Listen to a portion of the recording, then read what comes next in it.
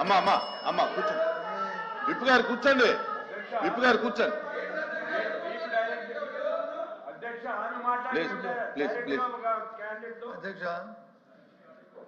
ఇది మొదటి ప్రశ్న. ప్రభుత్వం వచ్చి ఏదో వారికున్న టెక్నికల్లో లేకపోతే వారికున్న బిజినెస్ కారణాల వల్ల 8వ ప్రశ్న మొదటి ప్రశ్నగా తీసుకొచ్చారు. మన సాంప్రదాయం ప్రకారం మొదటి ప్రశ్నకి సభ్యుడు ఎవరైతే చేశారో వాళ్ళు, సెక్రటరీ వాళ్ళందరూ అడిగిన తర్వాత అప్పుడు మీరు తీస్తారు. ఫస్ట్ సెక్రటరీ ఇంకా మాట్లాడుతున్నాడు, సెకండ్ సెక్రటరీ ఇంకా ఉన్నారు, వారు ఇద్దరు అయిన తర్వాత దాన్ని అప్పుడు చెప్పారండి. ఇంకా సబ్జెక్ట్లోకి పోతే మంత్రి గారు చెప్పారు ఏమని, రియల్ ఎస్టేట్ కంపెనీ కూడా 99 పైసలకి ఇచ్చుకోవచ్చు ఇస్తున్నామని చెప్పారు. మా సభ్యుడు వచ్చి అది రియల్ ఎస్టేట్ కంపెనీ ఏ రకంగా ఇస్తారని చెప్పి అడుగుతున్నాడు. దానికి వచ్చి మరి మీరు సెకండ్ క్వశ్చన్కి వెళ్ళిపోతుంది, అది ధర్మం కాదు కదా అధ్యక్ష. ఇప్పుడు క్వశ్చన్ కి రిలేటెడ్ గా అడగాలి తప్ప మొత్తం పరిశ్రమలు రాష్ట్రంలో జరుగుతున్నటువంటి వ్యవస్థ గురించి మాట్లాడితే అది కరెక్ట్ కాదు కదా. నేను వ్యవస్థ గురించి మాట్లాడాలి, రిలేటెడ్ అడగమనండి. ఎల్ఓపి గారు క్వశ్చన్ కి రిలేటెడ్ అడగమనండి. దీంట్లో 3 క్వశ్చన్లు అడిగారు, ఆ 3 క్వశ్చన్లకి మంత్రి గారు సూటిగా సమాధానం చెప్పారు. దాని మీద ఏదైనా డౌట్ ఉంటే క్లారిఫికేషన్ కావాలంటే అడగమనండి. అంతే తప్ప టోటల్ ఇండస్ట్రియల్ పాలసీ మీద అవన్నీ జరగాలంటే దాన్ని షార్ట్ డిస్కషన్ పెట్టాలి తప్ప దీంట్లో ఎలాగొస్తాయి అన్ని. దయచేసి మన మంత్రి గారు కూడా మన మెగ్రీన్ మినిస్టర్ గారు కూడా మధ్యలో ఇంటర్వ్యూ అయ్యారు, ఆయన కూడా చెప్పారు షార్ట్ డిస్కషన్. దాని మీద ఎవరి అభిప్రాయాలు వరకు ఉన్నాయి. దయచేసి ముందు ఆ క్వశ్చన్ కంప్లీట్ అయితే దాని మీద మా విధానం కూడా, మా పార్టీ విధానం కూడా మాకు ఉంది. దయచేసి మేము దీనికి చెప్పదలుచుకున్నాం కాబట్టి ఆ సభ్యుడికి తర్వాత సెకండ్ సెక్రటరీకి అవకాశం ఇవ్వండి అధ్యక్ష. ఆ తర్వాత థర్డ్ ప్రొసీడింగ్కి మరి క్వశ్చన్ మీద అడగమనండి, ఇబ్బంది ఏం లేదు. క్వశ్చన్ మీద అడగమనండి. ఉండు అయిపోయింది దాని మీద ఒక్క నిమిషం. మీది కంప్లీట్ అయిందండి, మీకు కంప్లీట్ అయిందా? అందుకని సభ్యుడికి ఆ తర్వాత వచ్చి సెకండ్ సెక్రటరీకి ఇచ్చిన తర్వాత దాన్ని మీరు మీ బిజినెస్ మీరు అడిగితే మాకు అభ్యంతరం. అంటే డిబేట్ అవ్వకుండా అడగమనండి, ఇబ్బంది ఏం లేదు. ఇప్పుడు ఎంతమంది సిగ్నేటరీస్ ఉంటే అంతమందికి ఇస్తాం, ఇబ్బంది ఏం. కానీ డిబేట్ అవుతుంటే సబ్జెక్ట్ డిబేట్ అయిపోతుందండి. అది ముందు వాచ్ టైమింగ్ అది మార్చాలి అధ్యక్ష, టైం తప్పు ఉంది అది. తర్వాత నిన్నైతే బిఎస్సీ ఇప్పుడు ఇక్కడ కూడా బిఎస్సీ జరుగుతుంది. అయితే నిన్నైతే బిఎస్సీలో ఒక డెసిషన్ తీసుకున్నాం అధ్యక్ష. క్వశ్చన్ అవర్ అనేది కంపల్సరీగా 1 అవర్లో కంప్లీట్ చేయాలి. 1 అవర్ తర్వాత డిముట్టిబుల్ ఆన్సర్ అని చెప్పి ఒక నిర్ణయం తీసుకుని అన్నప్పుడు అన్ని క్వశ్చన్స్ రావాలి అధ్యక్ష. అందరికీ క్వశ్చన్ డిస్కస్ రావాలని వచ్చినప్పుడు మీకు అడగొద్దని అనడం లేదు, సంబంధం లేనివి లేకపోతే మొత్తం అన్నీ కలిసి అడిగితే దానివల్ల సమయం కూడా వేస్ట్ అవుతుంది. ఎల్ఓపి గారు ఏంటంటే ఇది పెద్దరికం ఉపయోగించాలి, మీరు పెద్దవాళ్ళు పెద్దరికం ఉపయోగించి హౌస్ చక్కగా జరగడానికి అన్ని క్వశ్చన్స్ డిస్కస్ రావడానికి ఉపయోగించాలి. ఇప్పుడు ఇంత క్లారిటీగా మీరు అడిగిన క్వశ్చన్కి ఎంత క్లారిటీగా చెప్పారు. రహీజా అనేది ఒక రియల్ ఎస్టేట్ వ్యవస్థ కాదు. రహేజా వాళ్ళు బిల్డింగ్లు కట్టిన తర్వాత ఆ బిల్డింగ్లో కూడా చాలా పరిశ్రమలు వచ్చాయి, ఆ పరిశ్రమల ద్వారా లక్షలాది మందికి ఉద్యోగాలు వచ్చాయని స్పష్టంగా చెప్పారు. ప్రూవ్ అయింది హైదరాబాద్. అదే పద్ధతిలో విశాఖపట్నం కూడా చేస్తున్నారని చెప్తే మళ్ళీ డొంక తిరుగుడుగా రియల్ ఎస్టేట్కి ఇస్తున్నామని మంత్రి గారు చెప్పారు, ఒప్పుకుంటున్నారు. ఆ రకంగా మాట్లాడడం విధానం కాదు. ఏదైనా కొత్తగా అడగండి. మీరు మంత్రి గారు చెప్పారు 5 కంపెనీలు కానీ, లేదు 6వ కంపెనీకి ఇచ్చారు, ఈ కంపెనీకి ఇచ్చి మీరు చెప్పడం లేదు 99 పైసలని. అలాంటివి అడిగితే చెప్పడానికి సిద్ధంగా ఉన్నాం. కానీ సంబంధం లేని క్వశ్చన్స్ చేసి సమయం మీరు ఎంతమందిగానే ఇవ్వచ్చు, 10 గంటలు 1 గంట సేపు అయిన తర్వాత డిమిటివ్ ఆన్సర్ అని చెప్పకుండా అన్ని క్వశ్చన్స్ వచ్చినట్టుగా చేయమని మా విజ్ఞప్తి. మంత్రి గారు మాధవరారు సూట్ గా మీ డౌట్ ఏమైనా ఉంటే క్లారిటీ కావాలంటే అడగండి. ఆన్సర్లో 4 ఆన్సర్ సార్. 4వ సార్ మీరు చూడండి, జిఓఎంఎస్ నెంబర్ 56 ప్రకారం విశాఖపట్నంలో Raheja corps real estate private limited bill number 3 మధురవాడలో 27.1 ఎకరా 99 పైసలకి ఎలా ఇస్తారు అని అడుగుతున్నా సార్. రియల్ ఎస్టేట్ సంస్థకి వాళ్ళు అడిగింది మేము అదే. కానీ ఈ 99 పైసలు పెట్టుకొని మీరు ఉద్యోగాల పేరుతోటి డేటా సెంటర్ వచ్చింది. ఇప్పుడు మీరే చెప్పారు బెంగళూరులో వచ్చింది, హైదరాబాద్లో వచ్చింది, మీరు మాట్లాడితే నేను మాట్లాడాల్సి వచ్చింది. మీరు ఏదైతే చెప్పారో డేటా సెంటర్ తీసుకొచ్చారు మేము తీసుకొచ్చి మీరు కంటిన్యూ చేశారు. మేము అప్రిషియేట్ చేస్తున్నాం మిమ్మల్ని కూడా, కాదనట్లేదు. కానీ అధ్యక్ష గూగుల్ ఆల్ఫాబెట్ కంపెనీ అధ్యక్ష 24 లక్షల స్క్వేర్ ఫీట్ ఆఫీస్ స్పేస్ రెంట్కి తీసుకొని 22,000 సీటింగ్ కెపాసిటీ తోటి అధ్యక్ష వారం క్రితమే అధ్యక్ష కర్ణాటకలో కంపెనీ పెట్టుకుంది. అదే విధంగా మనం ఎందుకు మూవ్ అవ్వలేదని అడుగుతున్నా అధ్యక్ష. మనమేమో భూములు ఇస్తున్నాం 99 పైసలకి, కానీ భూములు లేకుండానే ఉద్యోగాలు తెచ్చుకుని పక్క రాష్ట్రాలు ఆయన చెప్పారు తెలంగాణ కర్ణాటక గురించి మాట్లాడారు. ఆంధ్ర గురించి మాట్లాడాలి, మేము మాట్లాడండి. ఆయన తెలంగాణ గురించి ఎందుకు మాట్లాడతాడు? ఆయన ఈ రకంగా ఉంటే కూర్చోండి. నా పూర్తవడం ఏంటిదే? మీ పూర్తవడం ఏంటండి? కూర్చోండి. మాధవ్ గారు నా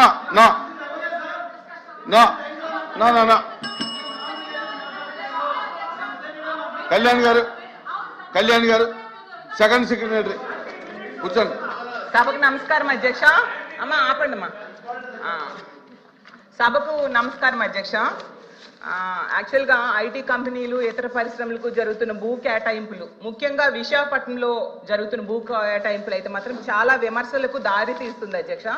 విశాఖపట్నం అనేది మన రాష్ట్రంలోనే కాదు, దేశంలోనే కాదు, ఆసియా ఖండంలోనే అత్యంత బాగా ఫాస్ట్గా డెవలప్ అవుతున్న సిటీ అధ్యక్ష. అక్కడ రూపాయికి కనీసం పప్పు బెల్లాలు రావు అధ్యక్ష, కనీసం శనగలు కూడా రావు అధ్యక్ష, రూపాయికి టీ కూడా వైజాగ్లో రాదు అధ్యక్ష. అలాంటిది వైజాగ్లో 100,000 కోట్ల రూపాయల విలువైన భూముల్ని అయితే మాత్రం చాలా డెడ్ చీప్గా ఇచ్చేస్తూ ఉండే పరిస్థితి అయితే మనం చూస్తున్నాం అధ్యక్ష. అయితే మనం గతంలో ఒక నానుడు ఉండేది 99 రూపాయలకే బాటా రేట్ అని. మరి ఇప్పుడు 99 పైసలకే ఏ రేట్ అనాలో అర్థం కావట్లేదు అధ్యక్ష. మన పాత రాజధాని హైదరాబాద్ తీసుకుంటే అధ్యక్ష ఎకరా 150 కోట్లకి అక్కడ ఇస్తున్నారు అధ్యక్ష, ఇక్కడ మాత్రం ఎకరా 150 పైసలకే ఇస్తున్నారు అధ్యక్ష. మరి ఇందులో ఏంటి ప్రాబ్లమో నాకు అర్థం కావట్లేదు. అలాగే ఇంకా పునాది స్థాయిలో ఉన్న అమరావతిలో కూడా ఇస్తున్న భూముల ధరల కంటే మా విశాఖపట్నంలో ఇంకా తక్కువకి ఇస్తూ ఉన్న పరిస్థితి అధ్యక్ష.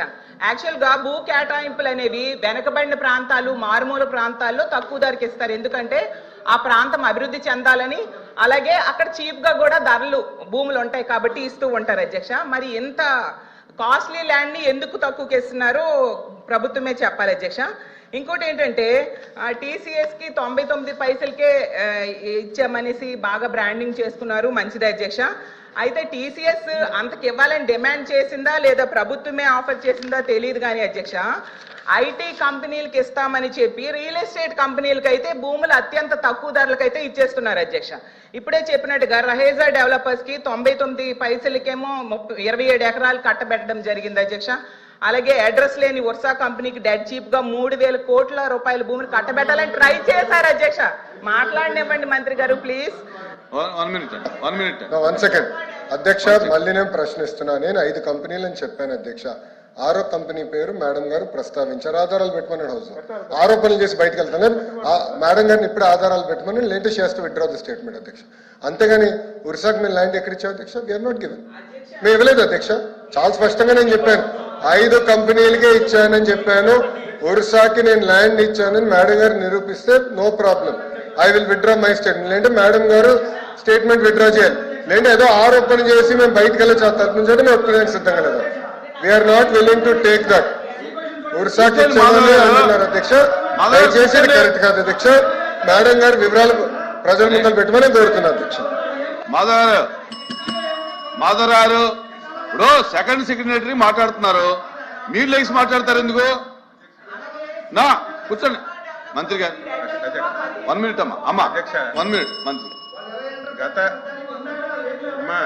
గత సెషన్లో కూడా ఇదే విషయం విమర్శిస్తే మేము ఇవ్వలేదు, ఇచ్చినట్టుగా నిరూపించండి అని చెప్తే మళ్ళీ అదే అలిగేషన్ చేస్తున్నారు. నేను అడుగుతున్నాను, మీరు కూడా ఉత్తరాంధ్రకు చెందినవారు. ఉత్తరాంధ్ర అనేది వెనకబడిన ప్రాంతం. ఎక్కడికి వెళ్ళినా సరే ఈ దేశంలో ప్రపంచంలో ఎక్కడ చూసినా సరే ఉత్తరాంధ్ర వాళ్ళు అక్కడ పనిచేస్తున్నారు అధ్యక్ష.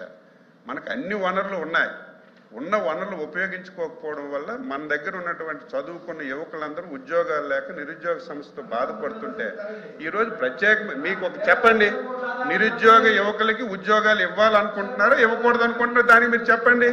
99 పైసలకి మా చుట్టాలకు బంధువులకి ఇచ్చాం అధ్యక్ష.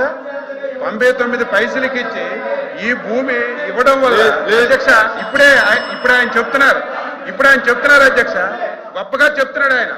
నిన్ననే బెంగళూరులో 20 ఇంత భూమి ఇచ్చారు, ఇన్ని ఉద్యోగులు గూగుల్ పెట్టారని చెప్తున్నారు. భూమి ఇస్తే వస్తారు అధ్యక్ష. ఒక ఉదాహరణ అధ్యక్ష, వెస్ట్ బెంగాల్ ఉంది అధ్యక్ష, మీరందరూ తెలుసు. వెస్ట్ బెంగాల్ ఆ రోజు భూమి ఇవ్వకపోవడం వల్ల అక్కడ ఉన్నటువంటి కంపెనీలన్నీ బయటకు వెళ్ళిపోయాయి అధ్యక్ష. ఈ రోజు గుజరాత్ బాగా అభివృద్ధి చెందుతుంది. కారణం ఏంటి? ఒకసారి గుజరాత్ చూడండి అధ్యక్ష, అక్కడ పెద్ద పెద్ద కంపెనీలు వచ్చాయంటే అక్కడ తక్కువ రేటుకి భూమి ఇవ్వడం వల్ల అక్కడికి వచ్చారు అధ్యక్ష. ఈ రోజు ఉత్తరాంధ్ర వెనకబడి ఉంది. ఆ ప్రాంతానికి ఎక్కువ మందికి ఉపాధి కల్పాలి, ఉద్యోగాలు కావాలని దృష్టి పెట్టి పాలు ఏలు పెట్టుకుని పెడుతుంటే దాన్ని అభినందించవలసింది పోయి దాన్ని కూడా విమర్శిస్తున్నారు అధ్యక్ష. దీన్ని మీరు ఖండించాలి ఈరోజు స్పష్టంగా అధ్యక్ష. లేని విషయాన్ని ఇప్పుడు ఒక అలిగేషన్ చేశారు. ఉషా వాళ్ళకి 99కి ఇచ్చారు, నిరూపించమనండి, చెప్పాలి కదా అధ్యక్ష. మీరు స్పష్టంగా ఫ్లోర్ ఆఫ్ ది హౌస్ లో చెప్పాం, 5 కంపెనీలకే ఇచ్చామని చెప్పాం. కళ్యాణ్ గారు. అధ్యక్ష ఒక్క నిమిషం. మేడం గారు సార్ అడిగారు, సార్ ఇస్తానమ్మా, నేను ఇవ్వలేను, సార్ ఇవ్వాలి. వన్స్ మాధవ్ గారు మీకు వినేదానికి ఓపిక ఉంటే సమాధానం చెప్పేదానికి సిద్ధంగా ఉన్నాం. మీకు వినేదానికి ఓపిక లేకపోతే నేను సమాధానం చెప్పలేను. ఎందుకు అరుస్తున్నారు అధ్యక్ష? మైక్ మీరు ఇస్తారు, మాట్లాడచ్చు అధ్యక్ష. ఎందుకు అరుస్తున్నారో నాకు అర్థం అవట్లేదు అధ్యక్ష. దయచేసి కూర్చోండి, ఎందుకు కంగారు పెడుతున్నారు? ఒక్క నిమిషం, సమాధానం చెప్పమంటారా వద్దా? మాధవ్ గారు మీరు అడిగిన ప్రశ్నకి సమాధానం చెప్పమంటారా వద్దా? దయచేసి మెంబర్స్ కూర్చోండి. నేను సమాధానం చెప్పలేను సార్. రావులా కూర్చోండి, మీ సీట్లో కూర్చోండి. సార్ మళ్ళీ నేను కూర్చోండి. ఇప్పుడు ఆయన ఒక ప్రశ్న అడిగారు అధ్యక్ష.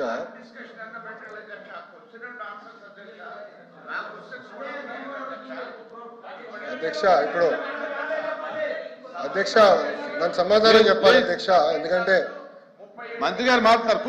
కూర్చోండి వీర్రాజు గారు కూర్చోండి. కూర్చోండి ప్లీజ్, మెంబర్స్ కూర్చోండి. అమ్మా 2000 మాట్లాడదు కూర్చో.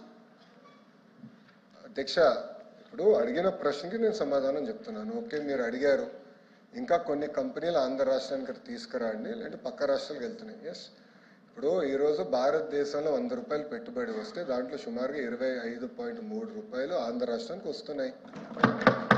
25 పూర్తి చేయలేదు సార్. కూర్చో స్వామి. సార్ వినవయ్య స్వామి. అరే ఇప్పుడు ఓకే, మరో సభ్యులు ఒకటి ఆలోచించాలి అధ్యక్ష. ఇప్పుడు ఒకసారి ఆలోచించాలి అధ్యక్ష.